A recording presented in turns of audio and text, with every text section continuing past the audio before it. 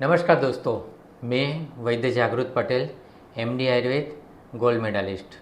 दोस्तों, मैंने खास एक सीरीज़ चालू की है आयुर्वेद विद्यापीठ।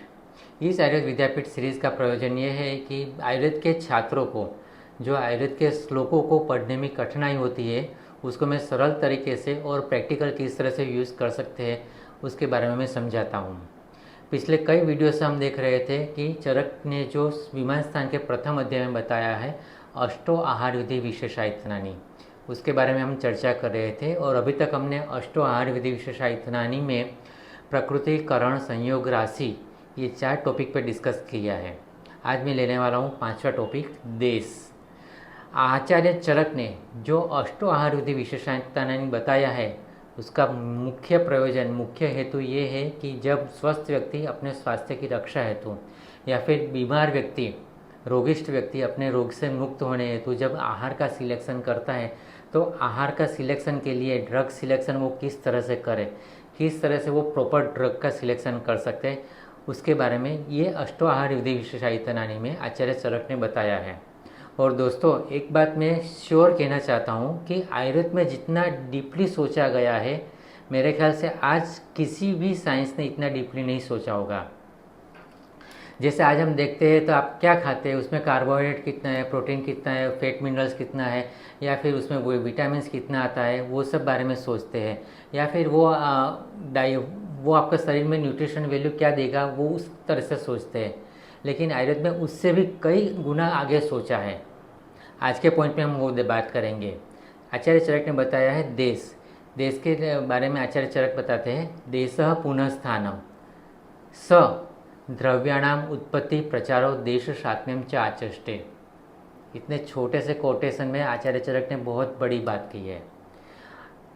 आचार्य चरक बताते हैं कि देश पुनः स्थानम मतलब देश मतलब स्थान है, कोई एक जगह है, कोई एक स्थान मतलब एक लोकेशन है। तो वो देश स्थान है, वो क्या है, द्रव्याणाम उत्पत्ति प्रचारो देश सात्म्यम च आचष्टे।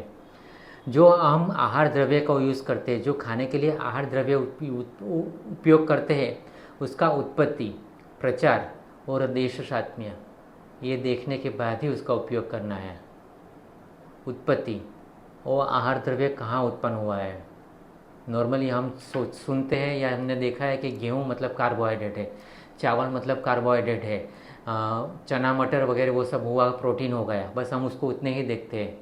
लेकिन आयुर्वेद में आचार्य चरक बताते हैं कि वो गेहूँ हो या मटर हो या चना हो, कौन से देश में पका हुआ है, कहाँ उसका फर्टिलाइजेशन हुआ है, वो भी महत्व रखता है।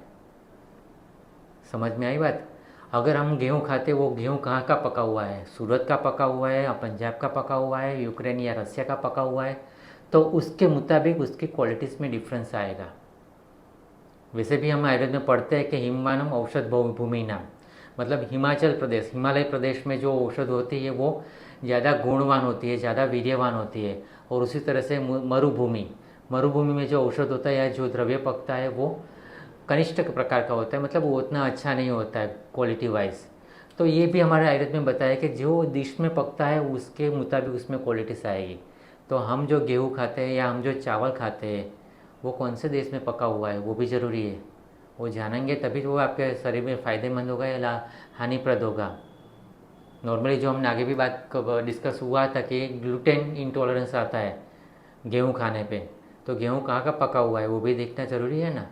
तो उस तरह से उत्पत्ति, अनाज की उत्पत्ति कहाँ हुई है, कौन से देश में हुई है। और वैसे भी हम ज़्यादातर बोलते हैं कि जहाँ पे हम रहते हैं उसी एरिया में पका हुआ अनाज हमारे लिए फ़ायदेमंद रहेगा।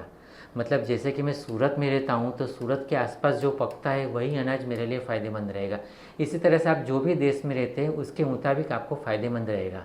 हाँ, और एक बात अलग है कि देश मतलब भारत, पाकिस्तान, बांग्लादेश या फिर गुजरात, राजस्थान, महाराष्ट्र या फिर सूरत, राजकोट, अहमदाबाद, इस तरह से देश को नहीं समझना है। आयुर्वेद में देश की परिभाषा दी गई है और आपको पता है, अनुप देश, जंगल देश और साधारण देश, उसके मुताबिक आपका डाइट सिलेक्ट करना है। मतलब अगर आप कौन से देश में रहते हो वहाँ का आपका अनाज फ़ायदेमंद रहेगा। तो वो देश का उत्पत्ति हुआ, उत्पत्ति के मुताबिक आपको आहार ड्रग का सिलेक्शन करना है। उसके बाद में आता है प्रचार, व्यक्ति का प्रचार, व्यक्ति कहाँ पे रहता है अभी, और आहार औषध द्रव्य का प्रचार वो कहाँ पे रहता है, प्राणी कहाँ के प्रचलन करता है वो रहता है। जैसे हम देखते हैं कि भेड़ बकरी जैसे है जो घास जैसा खाती है, फिर ज़्यादा कम पानी पीती है और ज़्यादा घूमना फिरना होता है, ज़्यादा मतलब उसका कूदना फिरना होता है। तो भेड़ वगैरह का मांस है वो हल्का रहता है। और उसके ऑपोजिट जैसे हम ले लेते हैं भैंस बफेलो, तो वो ज़्यादा खाती है, ज़्यादा देर पानी में बैठी रहती है, कुछ हलन चलन एक्सरसाइज नहीं होती, तो उसका मांस पचने में भारी होगा, गुरु होगा। तो उसके मुताबिक उत्पत्ति प्रचार वो कहाँ रहता है। उसी तरह से हम देखेंगे कि जंगल देश में जो अनाज का फर्टिलाइजेशन होता है, जंगल देश में जो प्राणी पक्षी होते हैं उसका मांस लघु रहता है। और उसी तरह से अनुप देश में जो अनुप देश में जो प्राणी रहते हैं या अनुप देश में जो अनाज पकता है उसका गुरु गुण आएगा। तो उस तरह से उसका प्रचार वो कहाँ पे होता है वो देखना पड़ेगा।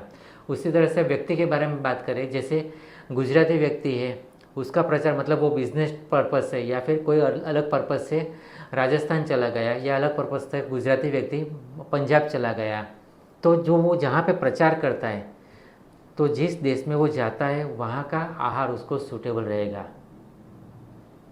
प्रैक्टिकल एग्जांपल बताऊँ तो आपको, अगर आप गुजरात में रहते हो तो आपको गुजराती थाली ही सूटेबल रहेगी। गुजरात से आप पंजाब जाते हो तो अब वहाँ पंजाबी थाली आपको सूट करेगी। वैसे साउथ इंडिया में गए तो साउथ इंडियन डिश आपको कंफर्टेबल रहेगी।